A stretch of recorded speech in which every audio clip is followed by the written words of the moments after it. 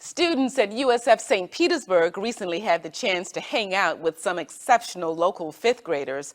What made the experience especially memorable was where the students met up, in canoes, cruising Tampa Bay.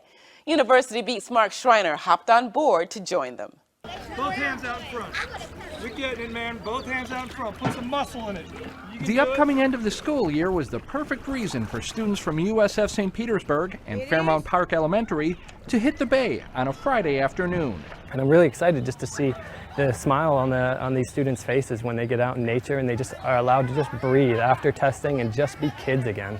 On one side were students from two USF St. Pete programs. First, the College of Education, which works closely with a number of local elementary schools. We have over 40 College of Education students in all of these schools that we partner with throughout the year, which accumulates to over 1,000 hours of hands-on time with these elementary schools. The second program is Outdoor Leadership, which uses lessons in nature as a way to teach students how to take command in real-life situations. You know, what happens is the students learn a lot about trip planning and about how to make decisions on the fly. And that's a big part of it when you're in an outdoor environment. You know, you never know what can happen. On the other side of the canoe were exceptional fifth graders from Fairmount Park Elementary.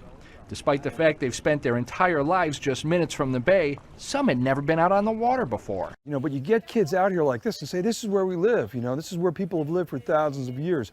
Really puts them in touch with the environment, puts them in touch with their community, and I think it makes them stronger and healthier. Before hitting the bay, students got some tips on staying dry from Tomlin, the outdoors editor for the Tampa Bay Times. All right, because if you do, what's going to happen? You're going to fall. It's going to tip over, and then you're going to go swimming, and I don't think you're ready for a swimming trip today, are you? I am. You are? I am. Okay, well, you can swim afterwards. So. Then it was on to an hour-long mini sea cruise. I like the wave. Fairmount Park is one of 5 St. Petersburg schools highlighted in a year-long Tampa Bay Times investigation of failing schools. But Ambush urges people to look beyond the headlines. And what we're also seeing is a lot of emotional development that's not always getting covered as well. Just because the test scores might say one thing, doesn't actually mean that the emotional growth and support of these students is not growing in a positive way. For their part, the Fairmount Park students loved the experience. I saw a lot of animals. What kind of animals? Stingrays, little crabs, and fishes.